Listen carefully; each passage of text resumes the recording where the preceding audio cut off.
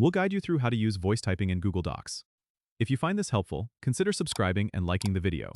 First, open Google Docs on your desktop by going to docs.google.com and logging into your account if you haven't already. Once you're in, either open an existing document or start a new one. Now, go to the Tools menu located in the top toolbar. Click on it, and you'll see an option called Voice Typing. Click on that, and a microphone icon will appear on the left side of your document. Before you start dictating, make sure your microphone is connected and properly working. You might need to give Google Docs permission to use your microphone. You can do this by clicking on the lock icon in your browser's address bar and ensuring the microphone is set to allow. Once everything is set, click on the microphone icon and start speaking. You'll see your words appear on the document almost instantly. If you need punctuation, just say them out loud, like comma or period, and Google Docs will add them for you.